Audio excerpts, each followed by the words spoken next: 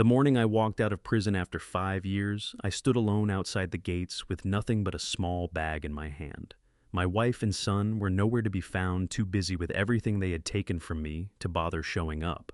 Then a black Mercedes slowly pulled in. My lawyer stepped out, looked at me, and said, "There are people waiting for you." I got in and closed the door behind me. They thought they had buried me, but they had no idea who was coming back. I am glad you are here. Seriously. Before we continue, leave a comment below and let me know, where in the world are you watching? From a city, a country, even just a continent? On Revenge, Dad. Every voice in that comment section matters. A quick note, this story includes fictional elements added for depth and educational value. Any similarity to real names or locations is purely coincidental, but what this story has to say to you is worth every minute. The gate opened at 7:43 in the morning. I know the exact time because I had been watching the clock on the wall of the processing room for the past 2 hours, counting every minute the way a man counts his last dollars, carefully, desperately afraid that if he stopped paying attention, something would be taken away again. A correctional officer handed me a clear plastic bag. Inside were the things I had carried into FCI Otisville 5 years ago: a wallet with $43 in cash, a watch my father had given me decades ago, the kind with a leather band that had cracked from age, a folded piece of paper with a phone number I no longer had reason to call. I put the watch on first. The leather band felt stiffer than I remembered. Then I picked up the wallet and slid it into the pocket of the clothes Daniel had sent me 3 weeks earlier: a gray wool coat, dark trousers, a simple button-down shirt. He had included a note inside the coat pocket. 4 words only: "I will be there." I stepped outside. The cold hit me, the way cold in December always does in upstate New York, not gradually, but all at once, like a door slammed in your face. My breath turned to vapor the moment I exhaled. The sky was the color of old concrete, heavy and low, and a thin layer of snow covered the parking lot like something the world had pulled over itself to stay warm. I stood at the edge of that parking lot and looked around. No wife, no son, not a single familiar face. I had built a company from nothing. I had sat across the table from senators, from hedge fund managers, from men whose names appeared on the sides of hospital wings. And now, I was standing in front of a federal prison in Orange County, New York, holding a plastic bag and wearing a coat another man had chosen for me, and the only thing I felt was the cold. My chest tightened until breathing became something I had to remind myself to do. Then I heard tires on the gravel. A black Mercedes pulled into the lot slowly, deliberately. It stopped 20 feet from where I stood. The engine went quiet. The door opened. Daniel Brooks stepped out. He was 62 years old and looked every year of it, but he carried himself the way he always had, straight-backed, unhurried, his silver hair combed neatly despite the wind. He wore a dark overcoat and carried a leather briefcase that looked like it had seen better decades. When he saw me, he stopped walking. Something shifted in his face, not a smile exactly, but a loosening around the eyes, like a man setting down something very heavy after carrying it for a very long time. He crossed the distance between us and extended his hand. I shook it, and he gripped mine with both of his, holding on, longer than a handshake requires. "You look thinner," he said, his voice rough at the edges. "You look older," I said back. He laughed, short, broken, like a laugh that had been waiting 5 years to come out and had lost some of its shape along the way. "Fair enough," he said. "Fair enough." He carried my bag to the trunk. When I sat down inside the car, the warmth hit me so suddenly that my eyes stung. I pressed 2 fingers against the bridge of my nose and breathed slowly. I had made that decision the night before, lying on a bunk that had been mine for more than 5 years. I was not going to fall apart in a parking lot outside a federal prison. Daniel got in and set the briefcase on the back seat with a deliberate care that made me notice it immediately. "I want to know what's in that briefcase," I said. "I know you do." He merged onto the highway heading south. "Give me 20 minutes. I looked out the window. The trees along Route 17 were bare, their branches reaching up into the gray sky, like something grasping for help that wasn't coming. I had forgotten how much open space existed outside those walls. "There are people waiting for you," Daniel said quietly. "What kind of people?" "The kind who never believed you were guilty." I picked up the folded sheet of paper from the console. At the top, in clean printed letters, were 2 words: "Read Capital," and below that, a date 3 years before I had ever been arrested. Something harder than hope shifted inside my chest. something that felt like the beginning of the truth. I folded the paper and placed it back on the center console without reading past the first 3 lines. Not because I was afraid of what it contained. I had spent 5 years inside a federal correctional facility, learning that fear was a luxury I could no longer afford. But because I knew the moment I saw that date 3 years before my arrest, that whatever Daniel was about to show me was going to require my full attention. And right now, with the prison still visible in the side mirror and my hands still learning how to stop shaking, I was not ready to give it that. "Tell me something first," I said. Daniel kept his eyes on the road. "What do you want to know?" "The building on 54th Street, is it still there?" He glanced at me briefly. "Reed Capital." "Yes, different name on the door now, but the building is still there." I nodded and turned back to the window. We were passing through a stretch of highway where the trees had thinned out, and you could see the landscape opening up, rolling hills dusted with snow, old farmhouses set back from the road, the occasional water tower rising above the tree line. It was the kind of scenery you stopped noticing after years of driving past it. I had not driven past anything in 5 years. I had forgotten how large the world looked from inside a moving car. I used to drive this stretch on Sunday mornings. I said more to myself than to Daniel. When Ethan was small, we would get in the car before his mother woke up and just drive. No destination.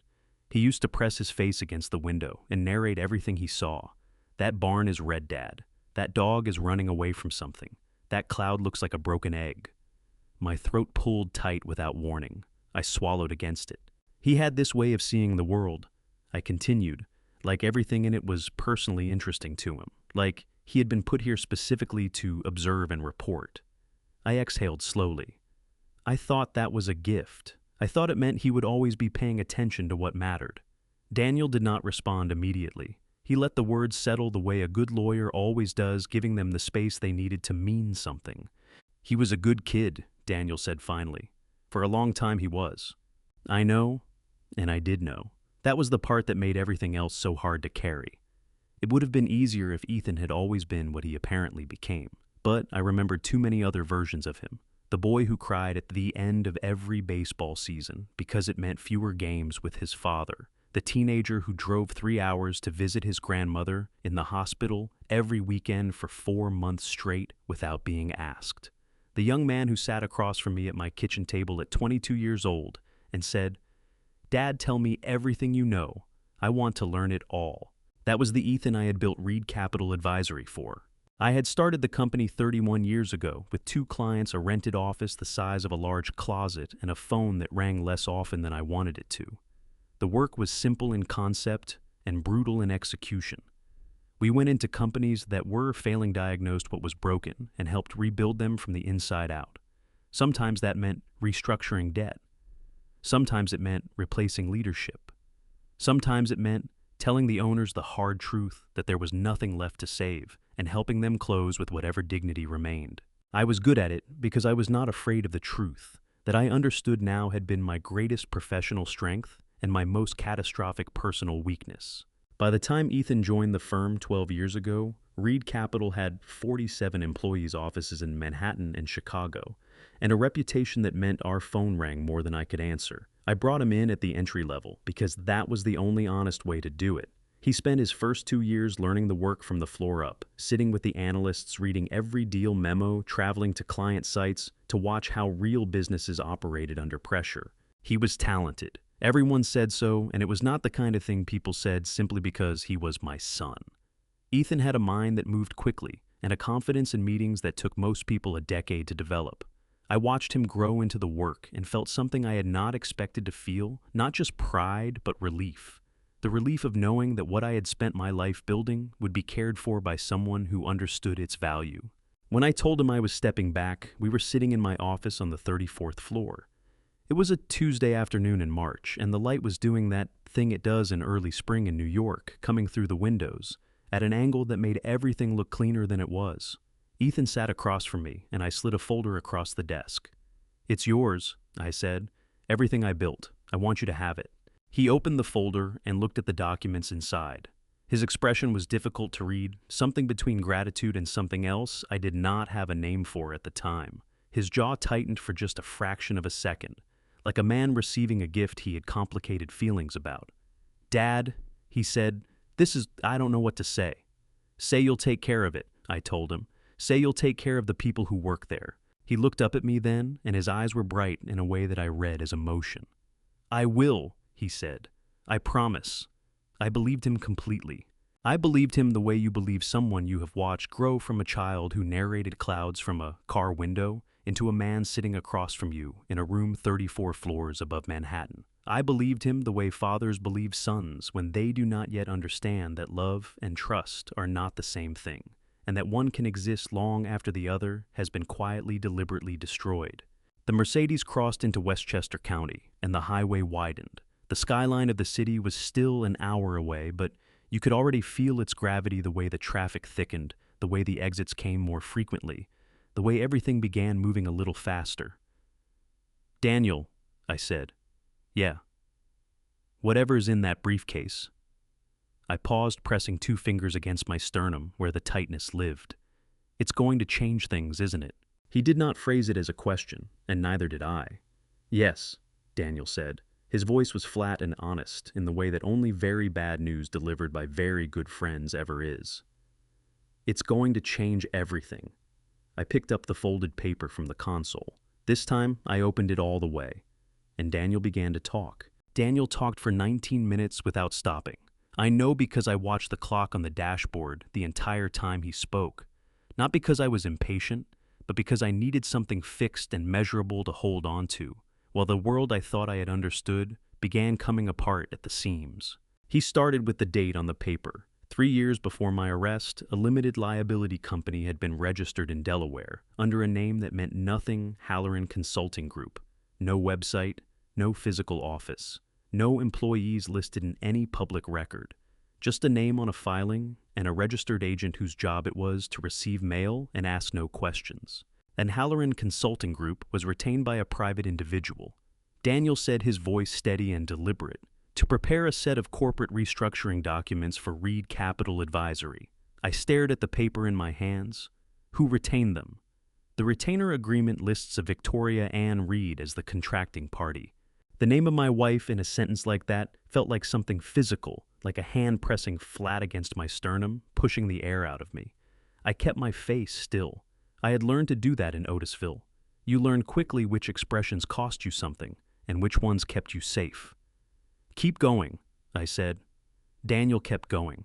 The documents Halloran prepared were not what Victoria had described to me on that evening in our home in Westchester.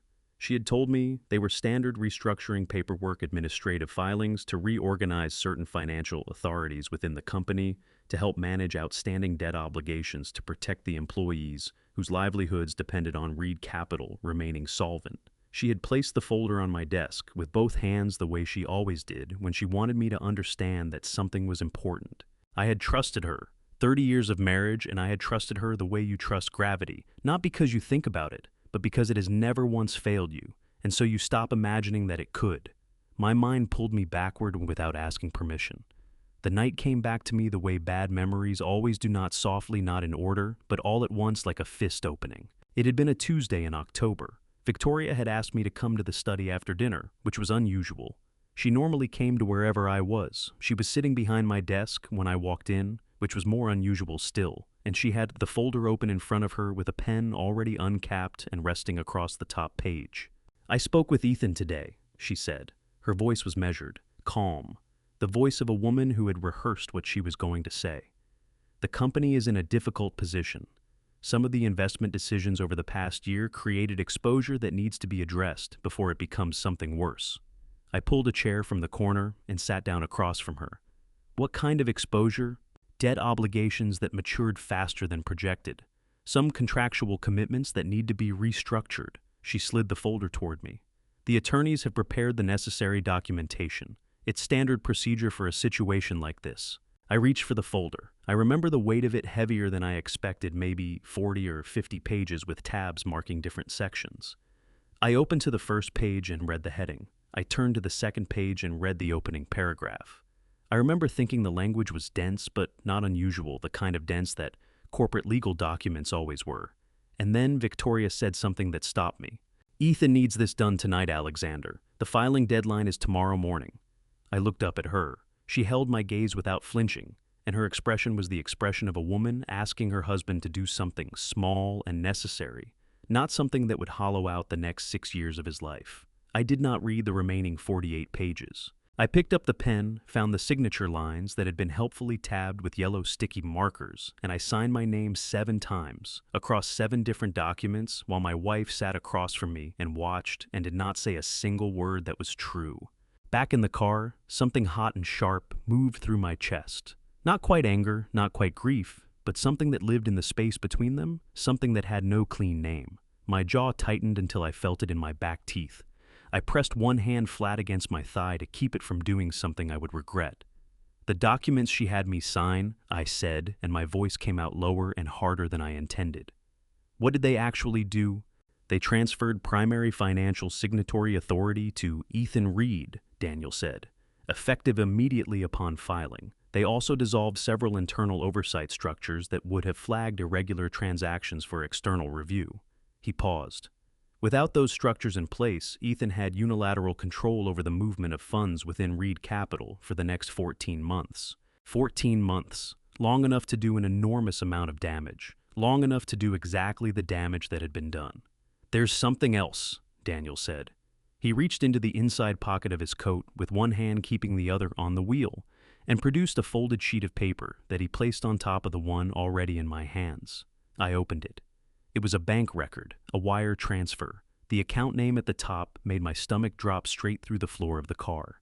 Victoria Ann Reed, a personal account. Amount transferred $240,000. Date of transfer 8 weeks before my arrest. "She moved money to herself," I said. The words felt strange in my mouth, like speaking in a language I had only recently learned. "She moved money to a personal account that Ethan had no access to," Daniel said carefully.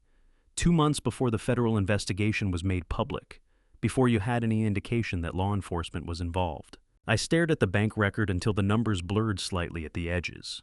My eyes were burning in a way I refused to acknowledge. I pressed 2 fingers hard against my left eyelid and breathed through my nose until the burning stopped. She had not panicked. She had not acted out of desperation or love, or any of the things I might have been able eventually to understand. She had planned. She had prepared a personal escape route while sitting across from me at the dinner table every evening, while sleeping in the same bed, while calling me by the name she had called me for 30 years. "Daniel." My voice was barely above a breath. "Yeah, the documents, the ones she had me sign." I set both papers down on the console with a care that required more effort than it should have. "The attorneys who prepared them, Halloran Consulting Group, who hired them." Daniel's hands tightened on the steering wheel, just slightly, just enough to tell me the answer was going to cost something to hear. "The retainer payment came from a corporate account registered to a holding company in Delaware," he said. "It took my investigator 14 months to trace it back to its source." He exhaled. "The holding company belonged to Ethan. The highway stretched out ahead of us, long and straight and impossibly ordinary. Somewhere outside the window, the world continued doing what the world does, moving, turning, going about its business, without the slightest awareness that, inside this car, a man was learning that the night he had trusted his wife was the night she had already chosen something else entirely. "This wasn't a mistake," Daniel said quietly. "This was a calendar, Alexander. Every date, every document, every signature line, it was all planned, long before you ever picked up that pen." I looked down at my hands resting in my lap. They were not shaking anymore. "Pull over," I said. Daniel looked at me. "Alexander." "Pull over the car, Daniel, please." He moved into the right lane without another word and brought the Mercedes to a stop on the shoulder of the highway, the hazard lights clicking on automatically. I opened the door before the car had fully stopped moving and stepped out onto the gravel edge of the road. The cold hit me again, but I welcomed it this time. I walked 10 feet from the car and stood with my back to the highway, facing a stretch of empty field that ran toward a line of bare trees in the distance. The wind came across that field without anything to slow it down, and it went straight through the wool coat Daniel had sent me, straight through everything, and I let it. My chest was heaving in a way I could not control and did not try to.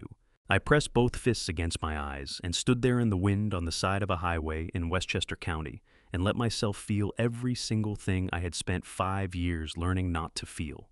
The rage, the grief, The humiliation of a man who had built something real and true and had handed it to the people he loved most in the world and watched them use it to bury him alive. A sound came out of me that I am not going to describe. It lasted about 4 seconds. Then I straightened up, dropped my hands to my sides, and breathed until my lungs remembered how to work properly. Daniel was leaning against the front of the car when I turned around, his arms folded, giving me the distance I needed without making me ask for it twice. That was Daniel. That had always been Daniel. I tried to fight it, I said, walking back toward him. From inside, you know that.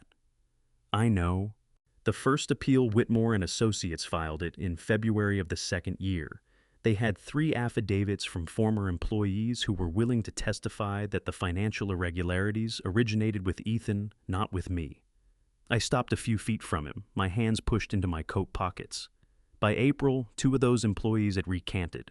The third one disappeared from the process entirely. Whitmore told me someone had gotten to them. He couldn't prove it, but he knew. Daniel nodded slowly. Ethan retained a firm in D.C. with connections to the federal appellate process. They filed procedural objections on 17 separate grounds. Some of them were legitimate. Most of them were designed to exhaust Whitmore's resources until he had nothing left to argue with. He looked at me directly. By the time your second appeal window opened, Whitmore had withdrawn from the case. 3 other firms declined to take it on. Because Ethan made sure they would. Because Ethan made sure they would. I stood there for a moment with that, letting it settle into the place where it needed to go. Then I got back in the car. We drove in something that was not silence. Daniel had turned the radio on, some news station murmuring things I did not listen to. And I looked out the window and let my mind go somewhere else entirely. It went back to Otisville. The first morning was the worst. Not because of anything dramatic. There was no violence, no confrontation, none of the things people imagine when they think about federal prison. It was worse than that. It was the sound of a door closing behind me and the understanding, immediate and total, that I would not be opening it from the inside for a very long time. I was assigned to a housing unit on the east side of the facility. My cell was 8 feet by 10 feet, which I measured on the second day by walking it heel to toe. There was a metal bunk, a metal desk, a metal shelf, and a window the size of a piece of legal paper that looked out onto a concrete exercise yard. I sat on the edge of the lower bunk that first night and looked at the ceiling and tried to locate inside myself whatever it was that had gotten me through hard things before. I could not find it. Not that night. It was Raymond who found me first. He was 68 years old and had been at Otisville for 11 years when I arrived, which meant he had been there long enough to know everything about the place and almost nothing about the world outside it. He was a large man who had gone soft with age, with a gray beard he kept neatly trimmed and hands that looked like they had spent decades doing hard physical work. He sat in the same chair in the common room every morning from 6 until 8, drinking institutional coffee from a paper cup and reading whatever book he had borrowed from the facility library. He did not introduce himself for the first 3 weeks. He simply occupied the chair next to mine at breakfast each morning and said nothing that required a response. Then, one Tuesday, he set his coffee cup down and said without looking at me, "You keep looking at your hands." I looked up at him. "What, your hands?" He nodded toward them. "Every morning, you look at them like you're trying to figure out what they did wrong." I looked down at my hands. He was right, though I had not realized it. "They signed something they shouldn't have," I said. Raymond picked up his coffee cup and looked at it for a moment. "Mine did too," he said. 22 years ago. I signed a statement that put a man in prison who didn't belong there. I was scared, and the detectives told me it would make things easier, and I believed them." He drank from the cup. "Man did 9 years before they got him out." I looked at him. "And you?" "And me, I spent the next 11 years making a different kind of mistake that landed me here." He set the cup down again. "Point is, I know what it looks like when a man's hands are bothering him." That was the beginning of it. Every morning for the next 4 years, Raymond and I sat in those 2 chairs in the common room and talked the way people talk when they have nowhere to be and nothing to perform for. He told me about his life in ways that were specific and honest and occasionally very funny. I told him about mine in ways I had never told anyone, not because there was nothing to lose, but because for the first time in decades I was talking to someone who had absolutely no use for the version of me that existed on paper. One morning in the 3rd year, I told him I had nearly given up the night before. I did not explain what that meant exactly, and he did not ask me to.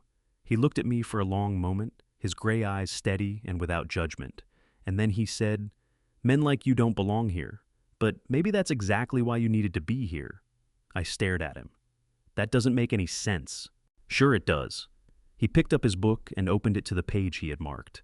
"You spent 30 years being the man who fixed broken things. Maybe you needed a few years of being the broken thing." He turned a page without reading it. "Builds a different kind of understanding." I wanted to argue with him. I sat there for a full minute building the argument in my head, assembling every reason why what he had said was sentimental nonsense dressed up as wisdom. And then I let the argument go, because somewhere underneath my resistance to it, something in his words had landed in a place that was sore and real and true. I did not thank him. Men like us in a place like that did not thank each other for things like that. But I stopped looking at my hands after breakfast that morning, and I did not give up.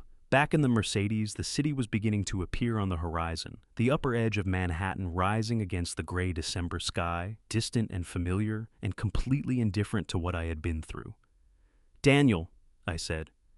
"Yeah, show me what Thomas found." I sat up straighter in the seat and squared my shoulders the way I used to before walking into a difficult negotiation. "All of it. Start from the beginning and don't leave anything out." Daniel reached back with one hand and pulled the leather briefcase from the back seat, setting it on the console between us. "I was hoping you'd say that," he said, and clicked it open. The office was on the 11th floor of a building on West 47th Street that I had walked past 100 times without ever knowing it existed. It was small and deliberately unremarkable, a rented suite with frosted glass on the door. No name on the placard, the kind of space that businesses used when they did not want to be found. Inside, 4 people sat around a rectangular table under warm yellow light. When I walked through the door, every one of them stood up. I recognized them all. Marcus Teal, who had been my head of compliance for 6 years before I retired. Janet Rourke, a forensic accountant I had worked with on 3 separate restructuring cases in the early 2000s. A younger man I placed after a moment, Kevin Barr, who had been a junior analyst at Reed Capital and could not have been more than 30 now. And at the far end of the table, standing with his hands clasped in front of him, like a man waiting outside a courtroom, was Thomas Whitfield. Thomas had been the chief accounting officer at Reed Capital for 9 years. He was 55 years old and looked exactly as I remembered him, compact, precise, with steel-rimmed glasses, and the kind of stillness about him that came not from peace, but from discipline. He had always been the quietest person in any room he occupied. He communicated primarily through documents, through numbers arranged on pages, through the particular eloquence of a spreadsheet that told the truth when people would not. He looked at me now with an expression I could not immediately read. Then he extended his hand, and when I shook it, he held on for a moment longer than necessary and said very quietly, "I'm glad you're out, Alexander." "Tell me what you found," I said. He nodded once and reached for a box on the table beside him. It was an ordinary cardboard box, the kind you bought at an office supply store, but it was full-packed tight with folders, each one labeled in Thomas's precise handwriting. He lifted the lid and set it aside, and then he began. "In the 22 months following your incarceration," he said in the same tone he had always used to present quarterly reports, "calm, measured without editorial, Ethan Reed executed the sale of 14 Reed Capital portfolio assets at prices ranging from 40 to 70% below their documented market value." I pulled out a chair and sat down. "Who bought them?" 3 separate purchasing entities, all registered as limited liability companies in Delaware. Thomas removed a folder and opened it on the table in front of me. Inside were formation documents, registered agent information, transaction records. Under standard Delaware LLC law, at the time the beneficial ownership of these companies was not required to be publicly disclosed, which meant tracing who actually controlled them required 14 months of investigation. And when you traced them, Thomas looked at me over the top of his glasses. All 3 purchasing entities were ultimately controlled by a holding company registered in the Cayman Islands. The Cayman Company was owned by a trust. He paused. The trust named Ethan Reed as its sole beneficiary. The number hit me before the implications did the sheer mechanical efficiency of it, the layers of legal structure built specifically to make the truth hard to reach. Ethan had not simply stolen from the company. He had constructed an architecture of concealment that had taken a forensic team over a year to dismantle. "There is some good news," Daniel said from beside me. The Corporate Transparency Act took effect in January of 2024. It requires all U.S. companies to disclose their beneficial owners to the Financial Crimes Enforcement Network. That gave Thomas's team a legal pathway to pierce the Delaware structures that wouldn't have existed 2 years ago. Which is why we waited, Thomas said. He removed another folder. The wire transfers are documented here. 14 transactions over 22 months. The total amount moved through these structures was approximately $4.3 million. $4.3 million. I pressed my palm flat against the table and looked at the documents spread before me. Column after column of figures, dates, account numbers, entity names. The paper trail of a plan that had been executing quietly for nearly 2 years while I had been sleeping on a metal bunk in Orange County. Thomas! My voice came out steady, which surprised me. How long have you been working on this? He straightened a folder that did not need straightening. Since the week after your conviction, he said. Something tightened behind my eyes. Not tears exactly, but the pressure that came before them, the kind a man learned to recognize and hold back through sheer force of will. I pressed 2 fingers against the bridge of my nose and breathed slowly. You should have told me, I said. You would have done something about it, Thomas said simply. From inside, without these documents, that would have made things worse. He closed the folder and set it squarely on the stack. So, I waited until there was something worth doing. He reached into the box one more time and produced a laptop, which he set on the table and opened without ceremony.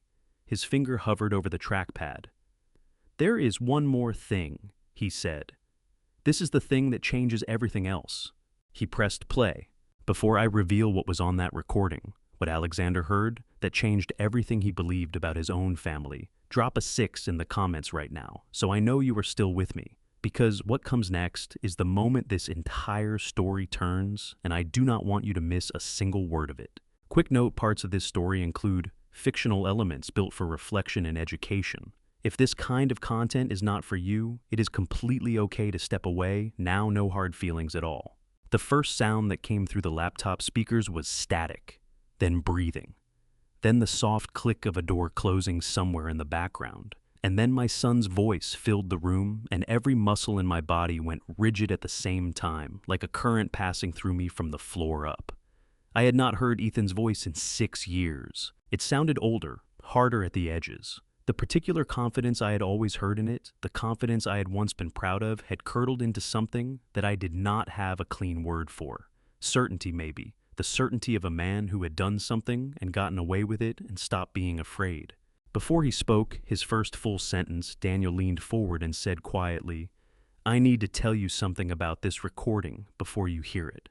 The FBI had an active surveillance warrant on Ethan's communications beginning 14 months before your release. This recording was made legally under federal authority.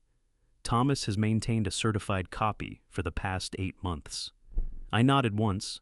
My eyes stayed on the laptop. Ethan spoke. The Malibu property closes in 6 weeks, he said. Once that clears, we move the remaining capital through the Vancouver account, and it's done. Clean. A woman's voice answered, Victoria. My wife of 30 years, speaking in a tone I had never once heard her use in our home, brisk businesslike, stripped of every warmth I had ever associated with her. And the timing works, she asked. The timing is perfect. By the time anyone connects the Vancouver transfer to the Delaware structures, the money will have cleared 2 more jurisdictions. A pause, a sound that might have been Ethan sitting down. Once he's gone, everything resets. The company, the assets, the liability, all of it. The room around me had gone very still. Janet Rourke, the forensic accountant, had her eyes fixed on the table in front of her. Marcus was looking at the wall. Kevin Barr, the youngest one in the room, had his jaw clenched so tight I could see the muscle working in his cheek. Thomas stood with his arms at his sides and his face doing nothing at all, which I understood was costing him something. Victoria's voice again. And you're certain about the legal exposure? If someone goes looking, nobody's going to go looking, Ethan said. The conviction holds. The appeals are dead. There's nothing left to find that we haven't already buried. Another pause. He'll be out in 14 months. By then it won't matter. There won't be anything left to come back to. My hands were flat on the table. I was pressing them down hard enough that the tips of my fingers had gone white, but I did not move them. I focused on keeping my breathing even and my face still and my eyes fixed on the middle distance, because if I let myself feel the full weight of what I was hearing, I was not certain I would be able to remain in my chair. Then Victoria said something that I was not prepared for. "What about Daniel?" The room seemed to contract around those three words. Ethan's answer came without hesitation. "Daniel won't be a problem. I already took care of it." I turned my head and looked at Daniel. He was standing to my left with his arms folded, and when my eyes found his, he did not look away. His jaw was tight and his eyes were steady, and there was something in his expression that told me he had been waiting for this moment, had been dreading it, and preparing for it at the same time for a long time. "What did he mean?" I said. My voice came out wrong, too flat, too controlled. The voice of a man holding something very heavy, very carefully. "What did he mean he already took care of it?" Thomas reached over and closed the laptop. The silence that followed was not comfortable, but nobody tried to fill it with something false. Daniel unfolded his arms and pulled out the chair beside me and sat down. He put both hands on the table where I could see them, which struck me as deliberate, the gesture of a man who wanted to be seen as having nothing to hide. "3 years ago," he said, "I noticed that certain information was moving out of my office in ways I could not account for.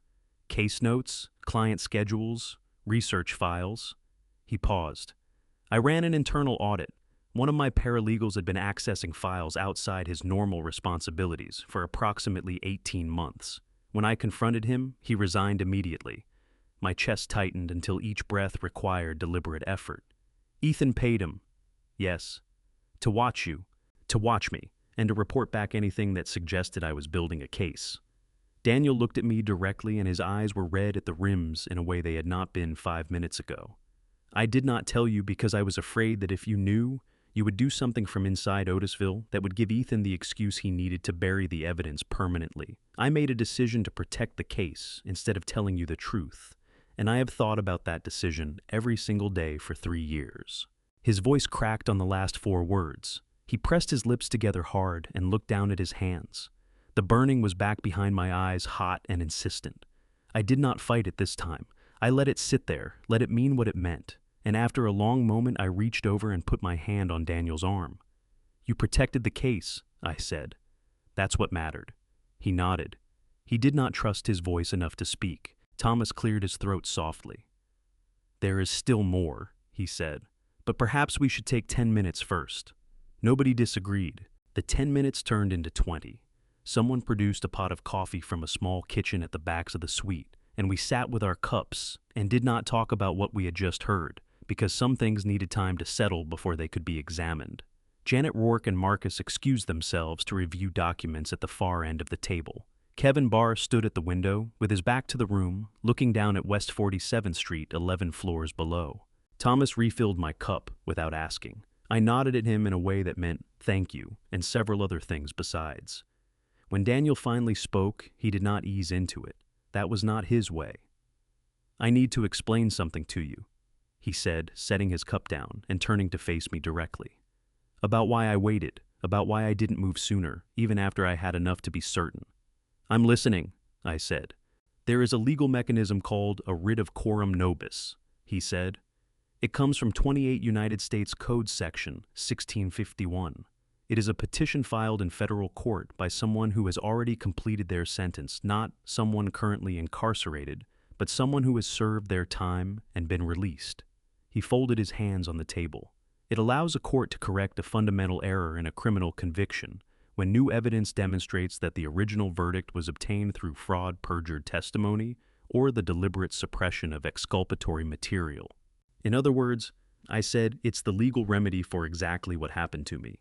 Exactly, but it can only be filed by you, Alexander, not by me on your behalf, not by Thomas or anyone else. The petition has to bear your name and your signature, and you have to be a free man when you sign it. He looked at me steadily, which meant that every day you were inside Otisville, my hands were tied. I turned my coffee cup slowly in my hands. "And if you had gone to the FBI earlier with what Thomas had collected," Daniel exhaled through his nose. "We approached an assistant U.S. attorney in 2022 with a preliminary summary of the financial irregularities. She was interested. She opened an informal inquiry." His jaw tightened. Within 6 weeks, Ethan's legal team had filed a series of complaints against her office alleging prosecutorial misconduct in an unrelated case. The inquiry was suspended pending an internal review that lasted 11 months. My stomach turned. He buried it. He delayed it long enough for the evidence to lose its momentum. By the time the review cleared her office, the political appetite for reopening your case had cooled considerably. Daniel picked up his cup and set it down again without drinking from it. If we had gone public too early, Ethan would have had time to move the assets out of reach. The Malibu property alone, das Siebes in Ors. I understand, I said, and I did understand. The logic was sound. The strategy was correct. Understanding something and being comfortable with it were two entirely different things, and I was not going to pretend otherwise. It still cost me. I know it did. His voice dropped. I know exactly what it cost you, and I am not going to sit here and tell you that the math works out cleanly. It doesn't. We stayed with that for a moment. The coffee was decent. Outside the city made its constant noise. Then Daniel said something I had not expected. My father's name was Robert Brooks, he said. He owned a small manufacturing business in Trenton, New Jersey, 41 employees. He had run it for 23 years. He was looking at the table when he spoke, not at me, in the way people look at something far away. In 2001, the business ran into serious financial trouble. A combination of things: a major client defaulted, the economy contracted, and my father had made some decisions about expansion that left him overextended. He paused. He was 4 months from bankruptcy. He had already started telling his employees he wasn't sure how much longer he could keep the doors open. I watched him. A mutual contact brought your name to him, Daniel continued. You were 40 years old. Reed Capital was still relatively young. You took the case on a deferred fee structure because you said the business was fundamentally sound and the problem was solvable. He finally looked up at me. You spent 4 months working that company. You restructured the debt, renegotiated the client contracts, helped my father make some very hard decisions about which parts of the business to keep and which to let go. When it was over, the company was still standing. 39 of those 41 employees still had jobs. I remembered it. Not every detail, but the shape of it: a family business in Trenton, a man who had been too proud to ask for help until he had almost run out of time. Your father never told me you worked for me, I said. He didn't know. I used my mother's maiden name when I applied. A small, tired smile crossed Daniel's face and disappeared. I wanted the job because of what you did for him. I wanted to understand how a person operated the way you did, how someone could walk into a situation that looked finished and find a way through it. He straightened in his chair. I have spent 20 years trying to be that kind of lawyer, and when this happened to you, there was never a question in my mind about what I was going to do. The only question was how to do it without destroying the case. My throat was tight in a way that had nothing to do with anger. Monday, I said. My voice was steady. You said we file Monday. Daniel nodded. He reached into the briefcase and produced a document, thick-tabbed with my name, printed at the top of the first page in clean black letters. The petition is complete, he said. Thomas's financial analysis is attached as Exhibit A. The surveillance recordings are Exhibit B through D. Claire Owens's preliminary statement is Exhibit E. He slid it across the table toward me. All it needs is your signature. I looked at the document for a long moment. Then I picked up the pen Daniel had set beside it. We file Monday, I said, and I signed my name. 3 days later, I was on a plane to Los Angeles. It was the first time I had flown in 6 years, and the experience was stranger than I had anticipated. The seat felt too wide. The air tasted recycled and faintly chemical. The man beside me ordered a bourbon at 10 in the morning and fell asleep before it arrived. And I sat with my hands in my lap and watched the country pass below us, the flat middle of it, brown and enormous and indifferent, and tried to remember what it felt like to be a person who moved freely through the world. Daniel had not come with me on this leg. He was in New York, coordinating with the FBI contact Thomas had developed over the previous 4 years, preparing the supporting documentation for the coram nobis filing. We had agreed that what needed to happen in Los Angeles required me to be present personally. Some things could not be delegated. Marcus Webb's office was in Silver Lake on a side street 2 blocks east of Sunset Boulevard, in a building that looked like it had been a dry cleaner in a previous life and had not entirely recovered from the transition. The door had his name on it in plain black letters and nothing else, no tagline, no logo, no indication of what kind of work went on inside. Marcus himself was 50 years old and built like someone who had spent his 20s doing physical work and his 30s and 40s doing something that required him to sit very still for long periods of time and observe. He had a broad, weathered face, short gray hair cut close to the skull, and the manner of a man who had heard a great many things that surprised him and had long since stopped being surprised by any of them. He shook my hand with a grip that meant business and gestured toward a chair across from his desk without asking me how the flight had been. I liked him immediately. "I have been on this for 22 months," he said, settling into his own chair and pulling a large manila envelope from the top drawer of his desk.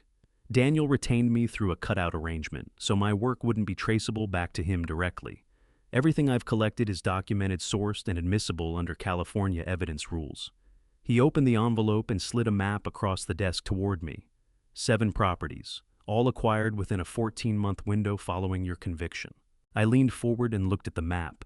Beverly Hills, Santa Monica, 2 in West Hollywood, 1 in Culver City, 1 in Pacific Palisades, and 1 the largest marked with a red circle in Malibu.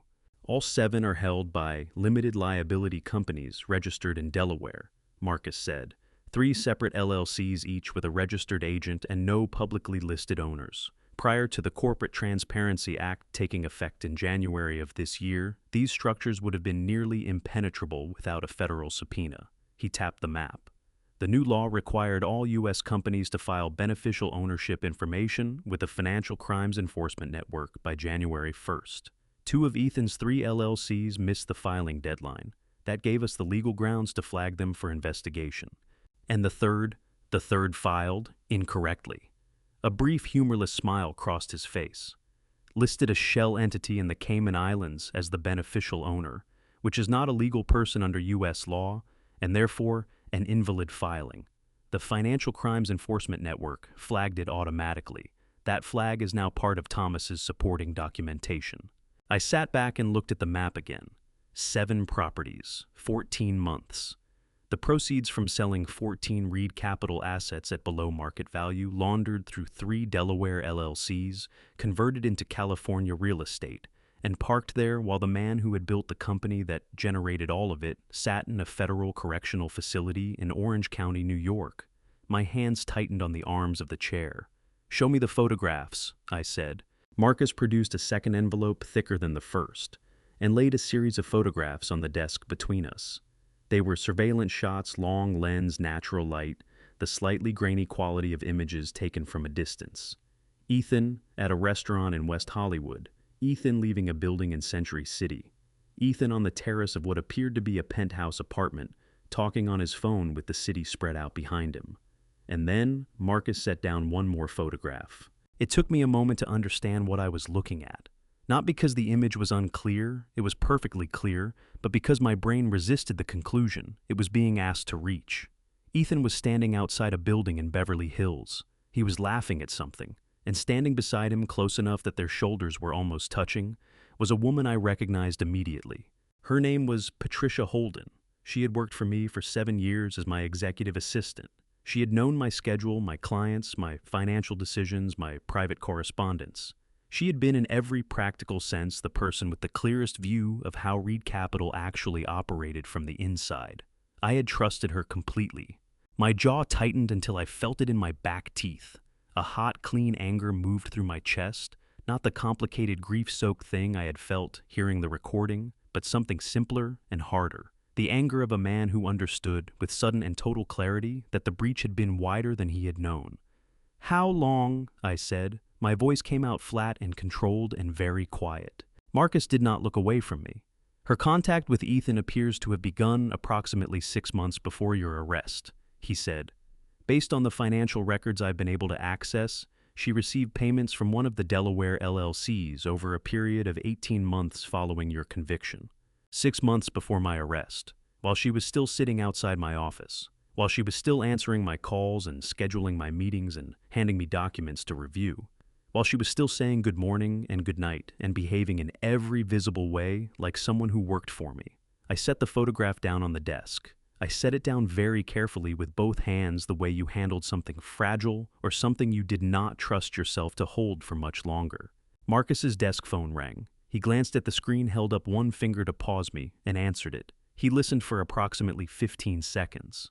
Then his expression shifted, something tightening around the eyes, a sharpening of attention that told me the call was not routine. He hung up and looked at me directly. "Ethan filed a restraining order this morning," he said. "In Los Angeles Superior Court, it names you Daniel Brooks and Thomas Whitfield." He paused. "He knows you're here, Alexander. He knows all three of you are moving against him." The afternoon light came through Marcus's window at a low angle, the way Los Angeles light did in December, golden, and a little unreal, like light in a movie rather than light in an actual day. I looked at it for a moment. Then I picked up my phone and called Daniel. Daniel answered on the first ring. "I already know," he said before I had the chance to speak. "Marcus texted me 30 seconds ago. I'm pulling the filing now." I stood at Marcus's window with the phone pressed against my ear and watched a city bus move down the street below, unhurried and enormous, carrying people who had no idea that anything unusual was happening in the office above them. "How bad is it?" "It's a standard TRO application," Daniel said. I could hear him typing in the background, the fast, precise keystrokes of a man who thought better when his hands were moving. "Craig Salter filed it in Los Angeles Superior Court at 9:52 this morning. The grounds are harassment and financial intimidation. He's claiming you've been coordinating a campaign to damage Ethan's business reputation and interfere with his contractual relationships." "That's not true." "I know it's not true. The judge who signed it probably knows it's not true. That is not the point." A pause. The typing stopped. "Under California law and federal rule 65, a temporary restraining order can be granted on an ex parte basis, meaning without you being present or notified, if the applicant demonstrates a credible risk of immediate harm. Salter is good at making things sound credible on paper." "How long does it last?" 14 days automatically. After that, there has to be a full hearing where both sides appear and argue the merits. If I file our opposition today, I can have it in front of a federal judge by Thursday on the grounds that this TRO is being used to interfere with an active federal investigation. His voice steadied. "Alexander, this is a delay tactic. It is not a defeat. Ethan is scared. Scared people do expensive, short-sighted things." I thanked him and ended the call. Marcus offered me his conference room for the rest of the afternoon. I used it to read through every document he had assembled, over 22 months' property records, LLC filings, wire transfer summaries, the Financial Crimes Enforcement Network flag notifications. I read with the focused analytical attention I had trained myself to use in the years before. Everything fell apart, the part of me that could look at a column of numbers and understand the story they were telling. The story these numbers told was methodical and cold and very, very thorough. By 6 in the evening, I was back at the hotel. It was a modest place near the airport, clean, anonymous, the kind of hotel where traveling salespeople stayed, and nobody remembered your face in the morning. My room was on the 9th floor and faced west, which meant that when I stood at the window after dark, I could see the lights of the city spreading out toward the ocean in a way that was genuinely beautiful, the kind of beautiful that felt almost aggressive when you were in no mood to appreciate it. I sat on the edge of the bed and called Daniel again to confirm he had filed the federal opposition. He had. He told me that the FBI contact, a woman named Agent Reyes in the Los Angeles field office, had been briefed on the TRO situation and was, in his words, not pleased. I told him that was probably a good thing. He agreed and told me to get some sleep. I did not get some sleep. I sat at the small desk near the window, with a glass of water I did not drink, and looked at the city and thought about Ethan. Not the Ethan in the surveillance photographs, not the Ethan in the recording, the one with the hard, certain voice planning transactions across international borders. I thought about the other one, the one I actually knew. He was 6 years old the first time I put him on a bicycle. It was a Saturday morning in October, Central Park, the kind of morning that felt like an apology for summer, cool and golden and entirely forgiving. He had training wheels on the bike for 2 weeks and had decided that morning, with the absolute conviction of a 6-year-old, that he was done with them and wanted them removed. I removed them. He promptly fell over 3 times in the first 10 minutes. The third time, he scraped his palm on the path and sat on the ground, looking at the blood welling up on his hand, with an expression that cycled through shock and pain and fury before settling on something that looked a lot like determination. He did not ask me to put the training wheels back on. He got back on the bike.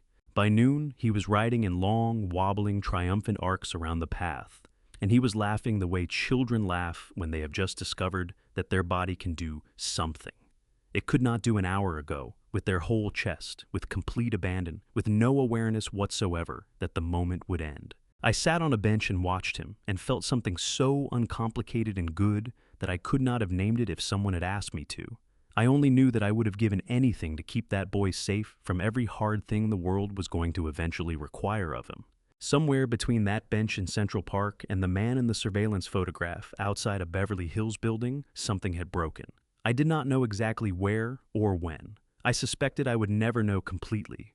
My chest ached in a way that had nothing to do with anger and everything to do with loss.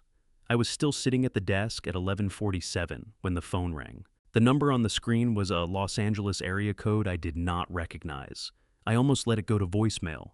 Something I could not have said what exactly made me answer. "Mr. Reed?" The voice was young and female and vibrating with a tension that the speaker was working very hard to control. "My name is Claire Owens. I don't know if you know who I am." I sat up straighter. "Tell me." "I used to work for your son," she said. "I was his financial assistant for 3 years. I was let go 8 months ago." A breath. "Mr. Reed, I have been trying to decide whether to make this call for a very long time, and I think I have something you need to hear."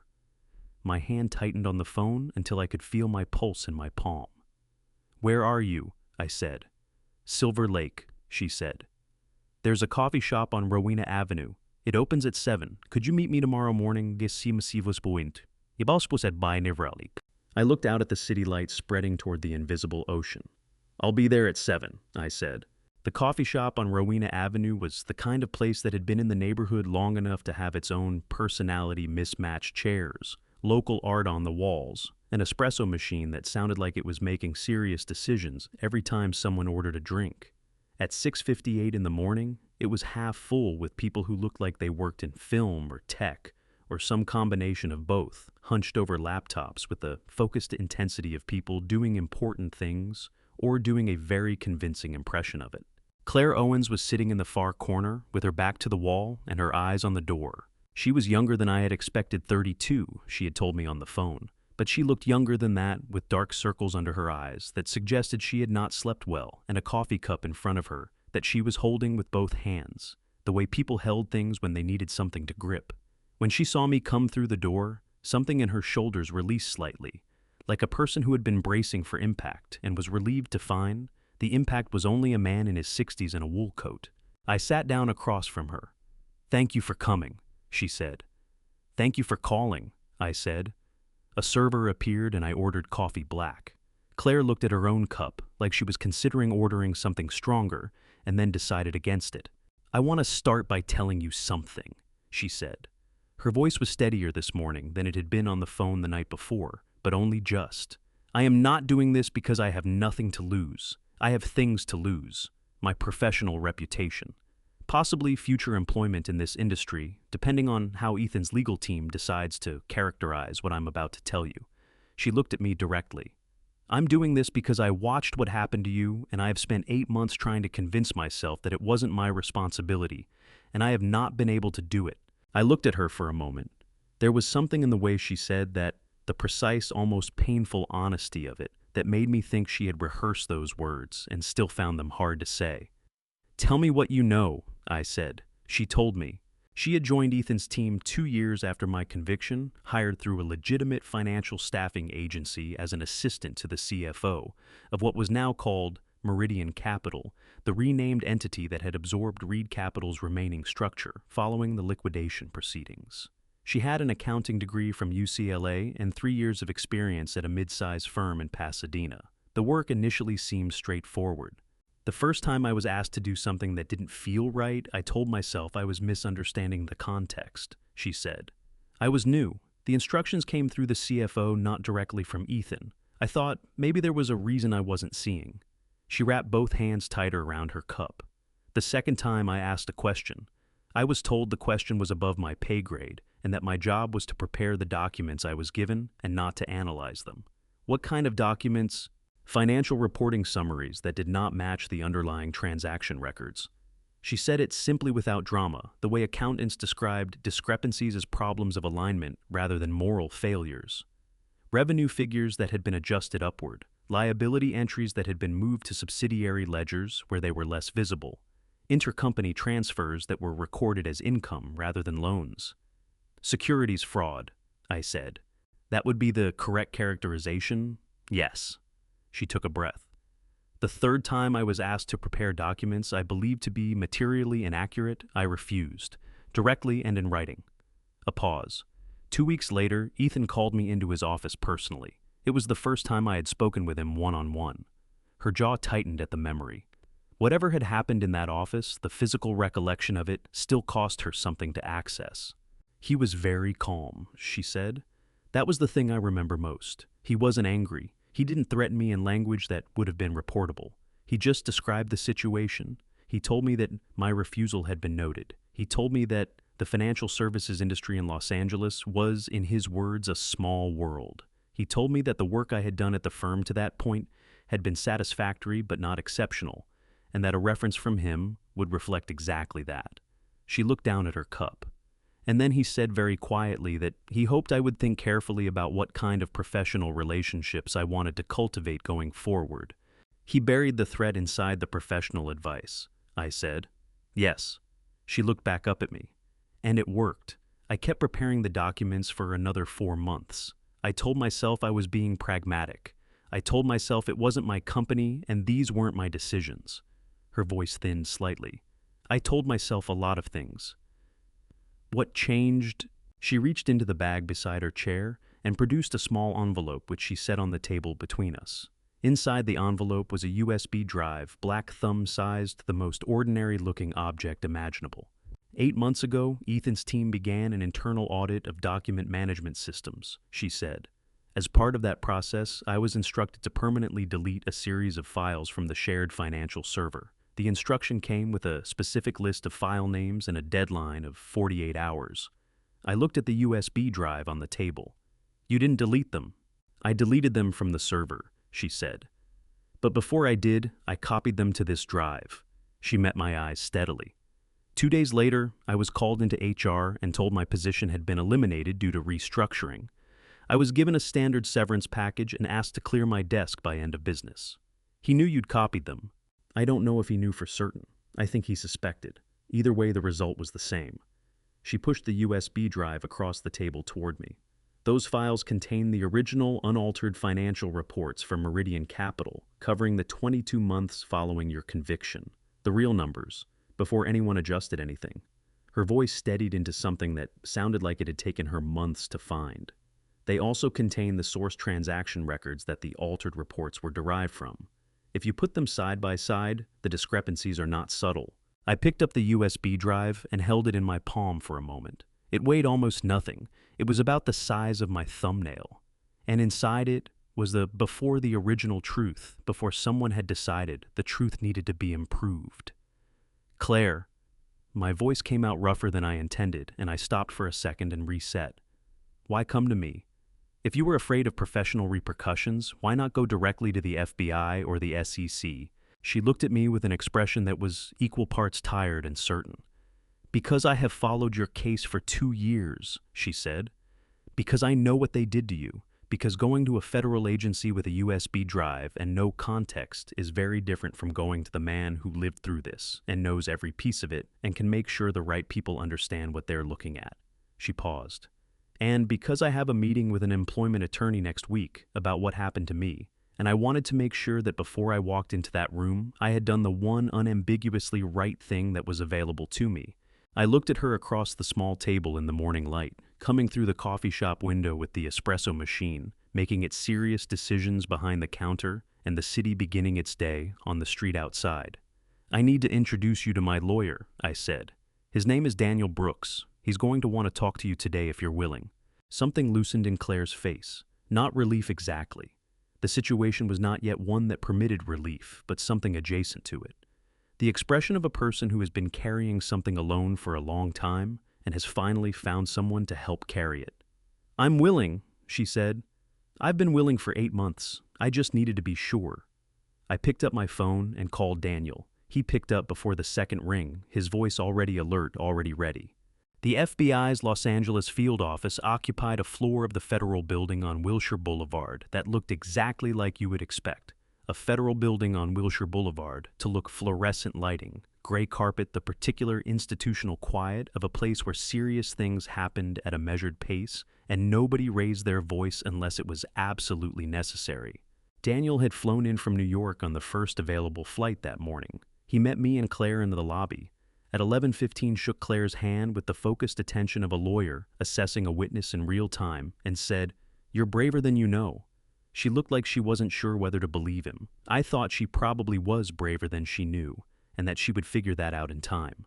Agent Diana Reyes met us at the elevator on the 4th floor. She was in her mid-40s with close-cropped dark hair, and the kind of posture that suggested she had spent years in environments where physical readiness was not optional. She wore a dark blazer over a gray shirt, no jewelry except a watch, and she carried a legal pad and a pen rather than a tablet, which told me something about how she preferred to work. She did not smile when she shook my hand, but she looked at me with a directness that felt more respectful than a smile would have. "Mr. Reed," she said, "I've been briefed on your situation by Special Agent Morris, who has been the lead on our parallel investigation. I want to be clear about something before we go any further." She held the conference room door open and waited until we were all seated before continuing. "I am not here to apologize on behalf of the federal government for what happened to you. What I can tell you is that if the evidence supports what I've been told, it supports we are going to move quickly and we are going to move correctly." "That's all I'm asking for," I said. Daniel presented the case for 40 minutes without interruption. He started with the Halloran Consulting Group, the Delaware LLC, Ethan had used to prepare the documents Victoria had brought to me that October evening. He walked Agent Reyes through the chain of corporate registrations, the retainer payment traced back through 2 shell entities to a holding company controlled by Ethan, the timeline showing the documents had been prepared 3 weeks before Victoria introduced them to me. He presented the wire transfer record showing Victoria's $240,000 withdrawal 8 weeks before my arrest. Then he moved to Thomas's financial analysis.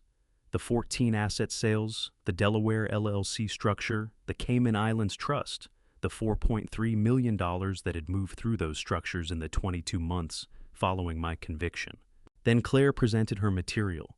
She was composed in a way that I suspected had required significant effort to achieve, and she presented the contents of the USB drive with the precision of someone who had spent the past 8 months organizing her thoughts for exactly this kind of room. When she finished, she set the drive on the conference table and folded her hands. Agent Reyes had filled 6 pages of her legal pad. She looked at what she had written for a long moment, then set her pen down. "Mr. Reed," she said, "I'm going to tell you something that I would normally not share with a civilian at this stage of an investigation, because I think you have earned the right to hear it." She looked at me steadily. "Our office has been investigating a network of Delaware shell companies connected to financial fraud in the entertainment and real estate sectors for approximately 3 years. We were unable to connect that network to any specific individual because the beneficial ownership structures were opaque under the law as it existed at the time." She paused. "The Corporate Transparency Act changed that. When the beneficial ownership filings came in, at the start of this year, 2 of the entities in our network matched entities in your case. We have been trying to understand the connection for 11 months. I looked at Daniel. He looked back at me. "You were already investigating Ethan," I said. "We were investigating a network that Ethan was part of," Agent Reyes said carefully. "We did not have his name attached to it until Thomas Whitfield's most recent submission, which arrived 4 weeks ago and provided the link we had been missing. The name landed in the room with a particular weight. I turned and looked at Thomas, who was sitting 2 chairs down from me, with his hands flat on the table, and his expression doing the careful nothing that it always did when he was in the middle of something that cost him more than he showed. "Thomas," I said. He did not look away. "Yes." "How many times did you submit information to the FBI?" He considered the question with the thoroughness he applied to everything. 17 submissions over 4 years, he said. The first 13 were anonymous through a secure drop protocol that Daniel helped me establish. The last 4 included my name and contact information, because by that point, The evidence was specific enough that I judged the risk of disclosure to be acceptable. 17 submissions. 4 years.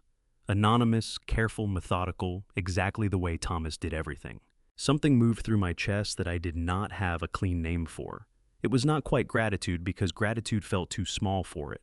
It was closer to the feeling of understanding fully and finally that you had not been as alone as you believed you were. My eyes burned. I pressed 2 fingers hard against the bridge of my nose and breathed until the feeling became manageable. You should have told me. I said the same thing I had said to Daniel in the conference room 3 days ago. Thomas's answer was different from Daniel's, but it amounted to the same thing. You would have wanted to act on it, he said simply. From inside, that would have been dangerous. So I waited. Agent Reyes cleared her throat gently, not unkindly. Gentlemen, she said, I want to return to the matter of timeline because there is something you need to know. She opened a folder on the table in front of her and turned it so we could see the document inside. It was a property transaction record. The Malibu property, the one Marcus had circled in red on his map. We became aware this morning that a closing has been scheduled for this property, she said. The buyer is an entity registered in Vancouver, British Columbia. The transaction is structured as an all-cash purchase. She looked at me directly. If this closing proceeds, the funds will move to Vancouver, and then based on the pattern we have observed in 3 previous transactions in this network, to a series of accounts in jurisdictions where U.S. asset recovery is effectively impossible. When is the closing? Daniel asked. Thursday morning, Agent Reyes said. 9 o'clock. Daniel looked at his watch. It was Tuesday afternoon. We have a window, Agent Reyes said. Her voice was flat and professional and entirely serious. But it closes Thursday morning, and I need authorization from my supervisor and sign off from the U.S. Attorney's Office before I can move, which means I need everything you have given me today in formal evidentiary format by end of business tomorrow. She looked around the table at each of us in turn. Can you do that? She asked. Daniel was already reaching for his phone. We can do that, he said.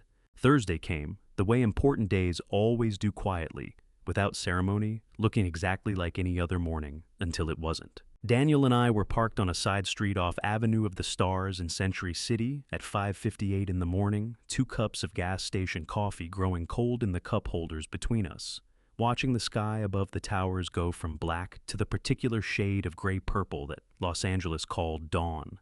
The building where Ethan kept his West Coast office was 40 yards ahead of us, glass and steel, and completely indifferent to what was about to happen inside it. They go in at 6, Daniel said, checking his phone. I know. Agent Reyes confirmed the warrant cleared at 11 last night. 3 teams the office here, the penthouse on Wilshire and Salter's firm in Santa Monica. He set his phone face down on the console. The asset freeze on the Malibu property went through at midnight. The closing cannot proceed. I picked up my coffee and held it without drinking it. The warmth was the point, not the coffee. Somewhere across the city in a penthouse apartment, with a view I had seen in a surveillance photograph, my son was either asleep or awake. I did not know which. I found sitting in that car in the gray Los Angeles dawn that I could not decide which possibility disturbed me more. I thought about Raymond. I thought about what he had said that morning, in the 3rd year, the one I had told him I had nearly given up the night before. Men like you don't belong here, but maybe that's exactly why you needed to be here. I had not understood it then. Sitting in this car watching the sky lighten over Century City, I thought I was beginning to. You could not fix something from the outside. You had to go into the broken place and understand it from the inside before you could find the way through. 5 years had not been punishment. 5 years had been education, the hardest and most expensive kind, and the only kind that would have prepared me for this particular Thursday morning, in this particular parking structure, off this particular street. Daniel's phone buzzed on the console. He picked it up, read the message, set it down. They're in, he said. We waited. The waiting was its own kind of work.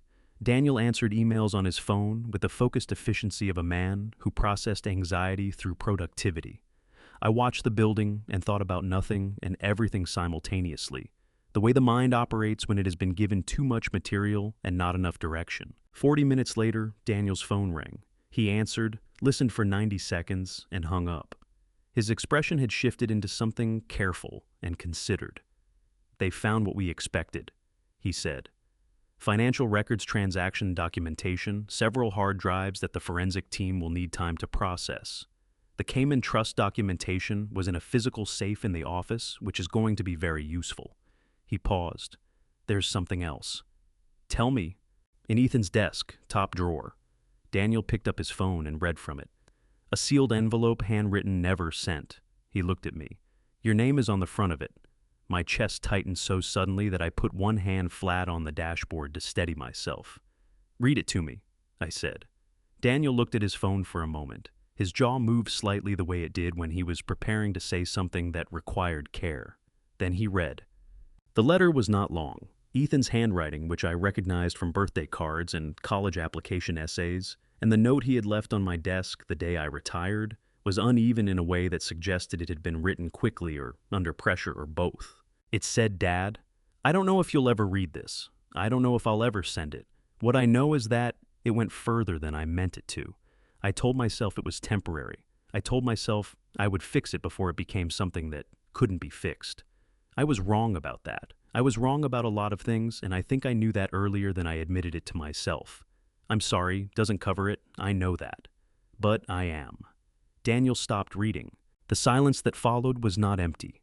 It was full of 34 years of a person I had loved without reservation, full of bicycle rides in Central Park and late-night phone calls, and the particular weight of a child's hand in yours when they are small enough to still reach for it without thinking. My eyes burned hot and immediate, and I pressed the heel of my hand against my left eye and held it there, and breathed through my mouth until the feeling became something I could carry again. He knew, I said. My voice came out rough and uneven. He knew what he was doing to me. Yes, Daniel said quietly, and he did it anyway. Yes. I lowered my hand. The sky outside had gone fully light, now pale winter blue above the towers. They found Victoria, Daniel said after a moment. Connecticut, a town called Westport. She's been there for approximately 2 years. Ethan was depositing money into an account she controlled on a monthly basis. He paused. Her attorney reached out to my office this morning. She's aware of what's happening today. She wants to talk. I looked out the windshield at the building where my son's office was being searched by federal agents. Let the law find her, I said. That's not my job. Daniel looked at me for a moment with an expression I did not try to interpret. When do we go back to New York? I said. Tomorrow morning, he said. First flight. Good, I said, and I meant it. 3 months is a long time when you are waiting for something, and a very short time when you are preparing for it.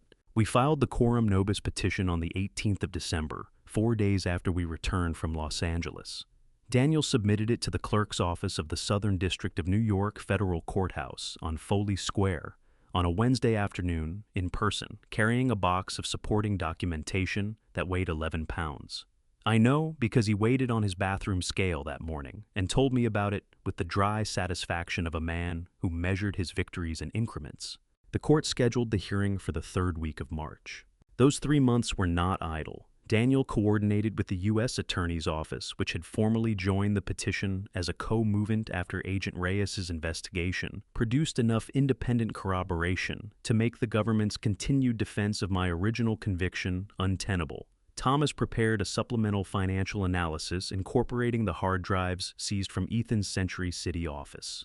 Claire Owens met with federal prosecutors 4 times and gave a formal proffer statement that the assistant U.S. attorney described in Daniel's presence as exceptionally well documented. I rented a small apartment in the West Village and tried to remember how to live like a person. It was harder than I expected. The refrigerator needed filling, the lease needed signing, the bank account needed reestablishing, which involved sitting across from a branch manager who recognized my name and was professional enough not to say anything about it, and human enough that I could see the effort it cost him. I bought groceries. I walked along the Hudson River in the mornings before it got too cold.